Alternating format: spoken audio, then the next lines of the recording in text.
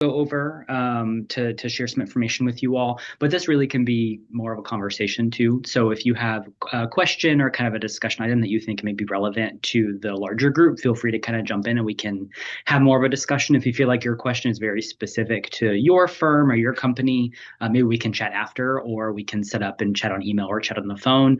But if there are questions that are kind of for the good of the group and general curiosity, happy to kind of entertain those as we go. So let me go ahead and share my screen.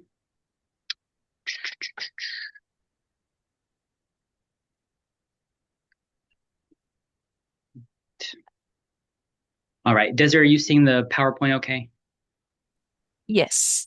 Okay, perfect. All right. So, working with facility services, building services specifically, I thought it would be helpful to kind of start with showing you kind of the breadth of facility services and kind of how building services and kind of the units that I oversee are one small part of facility services broadly. So, we have an assistant vice president of facility services, Mark Helms, who is my supervisor. And then there's different functional units within facility services. So we have our business operations unit, which is our project management team, our communications team. We have kind of a call center that takes in work maintenance emergencies 24/7. So that falls under kind of our business operations team. We have our finance team, of course, payment processing, procurement, things like that. We have our operations team, which is when you think of utilities, trade shops, carpentry, really kind of hardcore maintenance, certified electricians, certified carpenters. That's our operations team. And then under building services, we have a number of different units that I'll talk about. But under me, I have 5 people that report to me, and we manage custodial operations, our high performance work teams, which are kind of light maintenance across campus. And then I also have a responsibility for some areas of housing. So housing custodial operations, as well as housing maintenance, and a few of the housing trade shops report up to facility services. We also have an events and moving crew, as well as an equipment warehouse team that manages all of our equipment, inventory, repairs, preventative maintenance, things like that. So I kind of circled in red my unit within facility services. So while I serve on kind of the facility services leadership and management team, there are multiple different units within facility services that may or may not be relevant to everyone on this call. So I just wanted to make sure that we started with that, because some of you may be really familiar with us, some of you may not be that familiar with us. So specifically in building services and facility services broadly, who are we? So facility services specifically covers over 15 million square feet across campus with about nearly 1,000 buildings. Facility services provides maintenance and upkeep for utilities, maintenance and operations, groundskeeping, custodial operations, and really the general operations of the Gainesville campus and beyond is what is within the purview of facility services. Specifically in building services, we have nearly 500 staff members, including housing, building services, and housing maintenance. But we have nearly 500 staff members on the academic and health science side, which is my kind of facility services proper side. We have about 400 staff members there. And we are staying quite busy all the time. So for building services at UF and kind of what's under my purview, obviously custodial operations, which we've talked about. Those custodial operations range from any of our academic buildings to also our health science buildings. So thinking of the dental clinic, the veterinary medicine clinics, kind of the educational spaces that are on the health science side, we oversee. Shands proper, in a lot of the Shands buildings, we do not oversee. Shands has they maintain their individual custodial and maintenance operations teams, but we are within the educational clinical spaces quite often. We also have our high performance work teams, which is kind of our version of light general maintenance on campus. So with our high performance work teams, which we have in probably about 20% of campus right now and working to build, is where we have our traditional custodial zone, and that is led by a maintenance supervisor. So that supervisor, the high performance supervisor, oversees both the custodial operations for that zone, but they then also oversee general maintenance for that zone. So they can do things like changing out some cove-based tiles. They can change out light bulbs. They'll change out ceiling tiles, carpet squares, LVT flooring, things like that, to where we can triage some of those lighter frontline things in the zone before we phase it over to a maintenance shop or a trade shop. We find that it allows us to address work orders in a more timely fashion, and it helps us build better relationships with the customers out in the buildings as well. So that's kind of a feel for our high performance work teams. Again, we're at about 20% across campus right now, and the goal is to get to 100% across campus in the next few years. Within building services too, we also have a trucking and event logistics team. So this team it delivers tables, chairs, research poster boards across campus. They will help offices move locations. They will break down furniture. They will rebuild furniture back up if an office or a unit or a suite is moving from one location to another. All of that is reimbursable, of course. So that's a revenue generating operation for us, but we do provide trucking and event logistics support across the Gainesville campus and across Gainesville. In addition, and lastly, we have a warehouse and equipment operation. So we have a team at our warehouse that oversees all of our heavy equipment, our ride-on floor cleaners. We have some autonomous robotic equipment that we use. We have a laundry operation at our warehouse. So we also have a team there that oversees our preventative maintenance for equipment, checking out equipment to new teams, and really working to identify new and innovative equipment that we can use to make our jobs easier. So in a nutshell, this is kind of what building services within facility services is. I did not mention a lot on the housing side, but that is something that is certainly relevant to this conversation. Housing maintenance and housing building services, housing custodial is, again, something that is certainly within my purview. So for building services at UF and kind of what we are looking for in vendors, I always try to say kind of right off the bat that our supplies and materials, from toilet paper, paper towels, soap, that market is already pretty saturated. And I try just to be pretty upfront with that. We have some suppliers at our warehouse that we've been using for a really long time. We have our dispensers in place, all of those things. So that market's pretty saturated. We're not really looking for, now we're always looking for kind of new and innovative equipment, but generally when it comes to the standard supplies and materials, we're pretty good on that stuff. But what we're always looking for is kind of new and innovative equipment that allows us to do our jobs easier. Some recent examples of new equipment that we've onboarded. We recently were able to purchase some high reach window cleaning equipment, so we didn't have to use high reaches to clean windows. We were actually able to, it's kind of this 35-foot pole that we can connect to a resin filtered water bag where we can wash outside windows and it doesn't leave water spots. That allows us to, one, do some high reach cleaning, but it doesn't require us to get on the lift, engage in fall protection, have staff that need to be lift trained. So it allows us to do more innovative work from the ground with less intensive training for our team. So while we're still using lifts and we're still doing traditional window cleaning, we've been able to purchase some of these high reach poles that allow us to do that from the ground floor, which is really helpful. We've also we're working right now on leasing some autonomous floor equipment.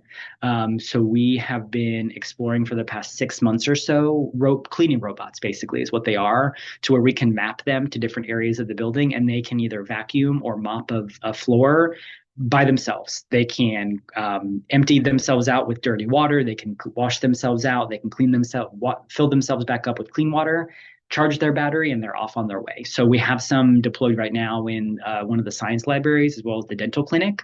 And the demo's been going really well. And that's something where we can kind of set it and forget it to then allow our team to go do more detailed work, worry about more maintenance work orders, things like that. And we can have autonomous equipment that is cleaning the larger spaces.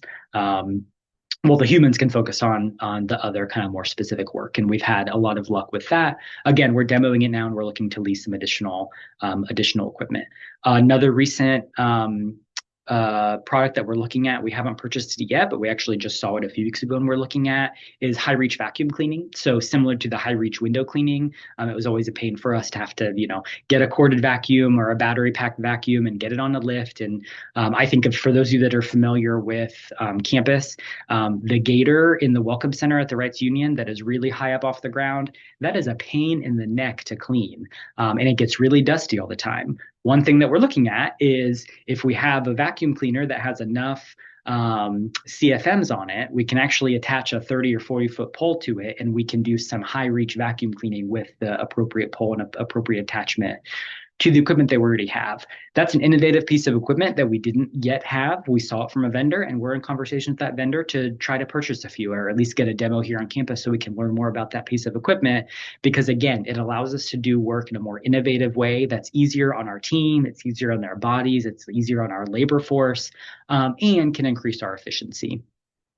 I also mentioned the moving and logistics crew that we have. Recently, we purchased some new carts to move kind of the 8-foot tables, something you don't really think about, but having a cart that can move its wheels 360 degrees versus being really bulky and hard to move makes the life of my team when they're moving things on and off a truck bed every day, all day, much easier. So those are the sorts of things. While it may be a traditional piece of equipment, a cart to hold 6-foot, 8-foot tables. But if there's something that makes it unique or makes it stand out or sets it apart from other products that are kind of within the same industry, those are things that we are certainly interested in looking at because we are always interested in looking at how we can do our job smarter, more efficient, and in a safer way that sends our people home the way that they came to work. And that's really important to us. Additional things that, I talked about the things that we're looking for in products with vendors, but there are things that we also look for in terms of the types of relationships we're looking to build with our vendors, right? So we love being innovative and cutting edge in the work that we do, and we're looking for that in a partner as well. So a partner that can help us kind of increase our innovation, increase our efficiency, really challenge the way that we're working and the way that we're doing things. We love that. I love having those conversations and how we can continue to kind of streamline and improve the type of work that we're doing. Operations and maintenance support for new equipment, is also really important for us. So as we have onboarded new equipment like the autonomous cleaning equipment or the high reach cleaning mechanisms that I've talked about, we also talk a lot with the vendors about what sort of support can you provide us once we purchase a piece of equipment from you, or particularly if we're leasing it, what is the support and the relationship that you're wanting to build with us? So we know that if it's something that's new to us, we're going to have a learning curve with it as well, right? Too. So we're looking to be able to build strong, mutually beneficial relationships with any vendor we work with. And particularly if we are purchasing equipment or supplies from them, that's maintaining that relationship is really important to us. And so we know that we are always using the most up-to-date, accurate information to make our decisions. I mentioned before that the market when it comes to traditional supplies, toilet paper, paper towels, dispensers, all of that, that's pretty saturated. So you may come to us or come to me and say, hey, we have this idea. And I may say, I don't have anything for it right now, or I don't have a need for it right now. But building those relationships and kind of having options in our back pocket when new things happen or I'm made aware of new information is always really important. So even if you have a piece of equipment today that you think could be really beneficial to facility services in the UF campus broadly, I may say from a budget standpoint, from a timing standpoint, from being able to prioritize this new piece of equipment, I may not be able to take action on it now, but let's build a relationship. Let's grab lunch. Let's kind of increase each other's awareness of one another. So then when something does come up or I do have a need or we think of something, I can think back and say, oh, you know what? This one product is really great. Or, Leonard had from Coverall Painting had this really great thing that we could use. Or Naomi had something that we could use. And let's go back and make a call so we can demo that, even if it's been a few months since we've talked about it. So having those options in our back pocket is really important. And kind of this goes into my next slide, but there's a lot of complexities working on the University of Florida campus. As I'm sure many of you are aware, UF is a large community that's made up of a bunch of different colleges and departments. We also don't have, in all ways, we don't necessarily have one unit that oversees all similar types of work. So for example, planning, design, and construction has some responsibilities when it comes to construction projects and renovation, as does facility services. IFAS and the Rights Union, as well as University Athletics Association, have their own maintenance and custodial operations and some other maintenance and upkeep operations across campus. So while facility services is certainly one of the largest players on campus when it comes to providing maintenance and operations support, it is not the only one. So while this is a great opportunity for you to learn from facility services, I really just wanted to relate to that there are a lot of different customers on campus that are looking for similar vendors doing similar work here on campus, are not necessarily totally encompassed by my presentation today. So that's important for me to point out as well. So wanted to provide my contact information in my email and my phone number, but I also have Kevin Fleming, who's on my team. He's our training and quality control coordinator for really anything that's within my purview. I've really positioned him to be kind of the main point of contact for new vendors, innovative equipment, new orders, new demonstrations, and kind of learning new equipment. So you're welcome to reach out to me. I'm happy to grab lunch and build that relationship. But if you're looking to, or if you have an idea and you're like, hey, I sat in this presentation with Tyler, I have this one product or this one material that I think could really make a difference for facility services at UF, Kevin will be the first point of contact for you to kind of reach out to, and then he'll bring that to me. But then if you're also interested in just kind of generally building a relationship, then you're welcome to reach out to me directly as well. I'm always happy to grab lunch or coffee. So I know that was pretty brief, and I presented a good bit of information, but thought kind of a broad overview would be helpful, as well as kind of the type of work that we're looking for and type of work that we do here on campus. But now happy to open it up for questions or any sort of discussion or maybe thoughts you all have after the content I shared.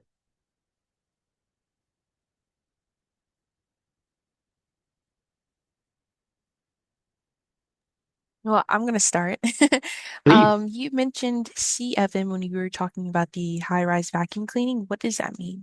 Yes, that is a good question. That is basically the air pressure, the sucking power a vacuum has. So we have to have a appropriate amount of pressure. So when we put that 40-foot cleaning pole on that vacuum, the suction power actually will go to the end of that 40 feet. So there's basically a base power for the vacuum motor that we have to make that a viable product for us to purchase. We did find out, that's a good question. We did find out we had the appropriate amount of power in the vacuums we currently have